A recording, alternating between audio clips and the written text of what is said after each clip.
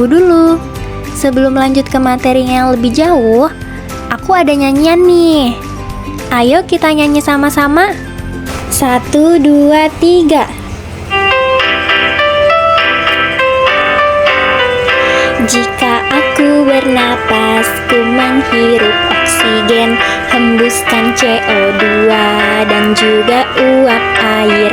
Pertama masuk hidung, disaring rambut halus, ada lendir dan juga kelembapan, faring, laring, trakea, bronkus bercabang dua, menuju paru-paru yang dibungkus pleura. Terjadi pertukaran oksigen CO2, alveolus itulah tempatnya, alveolus itulah tempatnya. Nah, kita kan udah nyanyi ya. Mari selanjutnya simak penjelasan materi dari aku.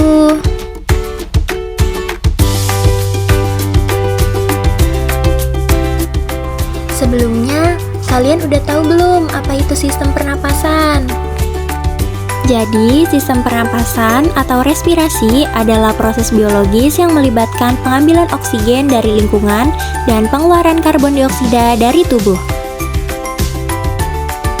Adapun tujuan pembelajaran kita kali ini adalah mengidentifikasi organ sistem pernapasan, yaitu hidung, faring, trakea, bronkus, bronkiolus, dan paru-paru. Mengetahui bagaimana mekanisme pernapasan mulai dari hidung hingga alveolus, dan mengetahui bagaimana proses transportasi gas dalam darah. Manusia bernapas sekitar 17.000 sampai 30.000 kali sehari dengan frekuensi normal 12 sampai 20 kali per menit. Pernapasan terdiri dari dua jenis, yaitu yang pertama pernapasan dada, di mana pernapasan ini melibatkan otot interkostal atau otot antar tulang rusuk. Otot interkostal ini membantu mengangkat dan menurunkan tulang rusuk. Yang kedua, yaitu pernapasan perut, di mana pernapasan ini melibatkan diafragma, memiliki bentuk seperti kubah. Sistem pernapasan ini memiliki dua bagian organ. Ada organ pernapasan atas dan ada juga organ pernapasan bawah. Pada pernapasan atas memiliki 3 organ, mari kita simak. Yang pertama yaitu hidung, di mana hidung ini merupakan gerbang utama masuknya udara.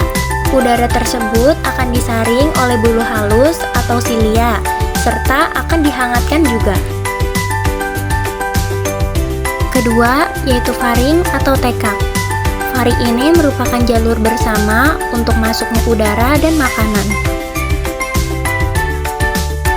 Ketiga yaitu laring atau pangkal tenggorokan. Laring ini mengandung pita suara dan berfungsi untuk mengatur aliran udara. Selanjutnya ada 4 organ pernapasan bawah. Pertama, trakea.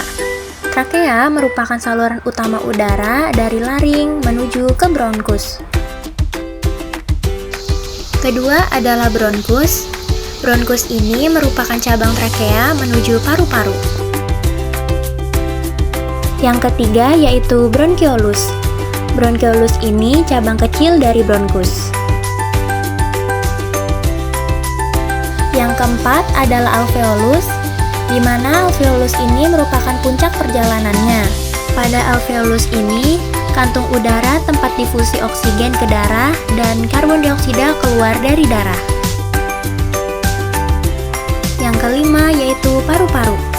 Paru-paru merupakan organ utama tempat terjadinya pernapasan.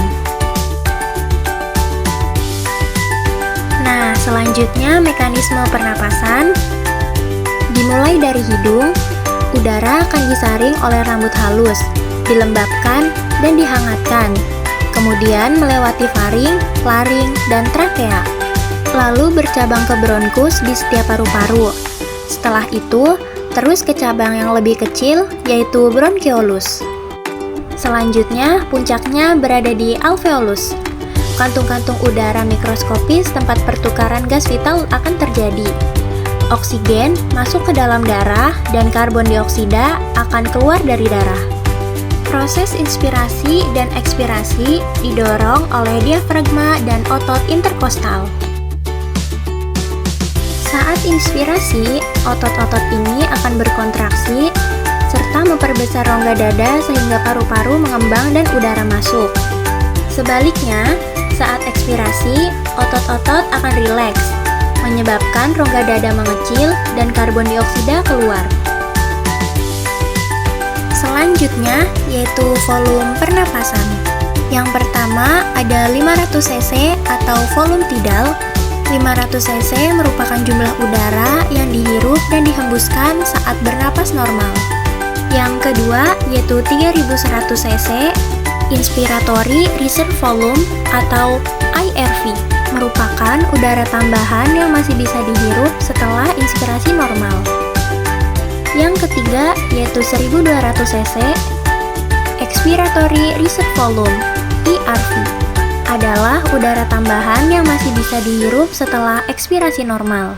Keempat yaitu 1200 cc residual volume atau RV, yaitu volume udara yang selalu tersisa di paru-paru meskipun setelah melakukan ekspirasi maksimal.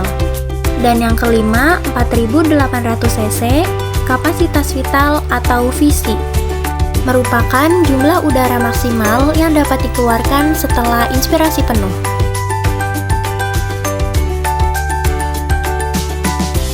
Selanjutnya, transportasi gas dalam darah, di mana transportasi gas dalam darah ini mengangkut oksigen ke jaringan tubuh dan membuang karbon dioksida dari jaringan kembali ke paru. Pengikatan oksigen 98% terikat hemoglobin, sehingga menjadi oksihemoglobin atau HbO2. Oksigen berikatan dengan Hb dalam sel darah merah. Ikatan ini bersifat reversible, jadi oksigen bisa dilepaskan di jaringan yang membutuhkan. Kadar oksigen darah sangat tergantung pada jumlah hemoglobin. 2% sisanya larut dalam plasma. Oksigen larut langsung dalam plasma darah. Inilah yang menentukan tekanan parsial O2 atau PaO2 dalam pemeriksaan darah. Nah, yang terakhir ada pengaturan pernapasan. Pernapasan diatur secara otomatis oleh pusat pernapasan di otak, khususnya di medula oblongata dan pons. Area ini mengatur ritme dan kedalaman pernapasan. Yang pertama, sensor kimia dalam darah. Kemoreseptor di pembuluh darah besar seperti aorta dan karotis terus-menerus memantau kadar karbon dioksida, oksigen, dan pH darah. Ini adalah sistem deteksi dini tubuh. Yang kedua, respon terhadap karbon dioksida. Jika karbon dioksida meningkat, pusat pernapasan akan segera meningkatkan frekuensi dan kedalaman napas untuk mengeluarkan kelebihan gas tersebut. Yang ketiga, peran otot utama. Diafragma memainkan peran utama dalam pernapasan perut, yaitu dengan memberikan volume udara terbesar. Sementara otot interkostal yaitu berperan mengatur pernapasan dada, fungsinya yaitu membantu perluasan rongga dada.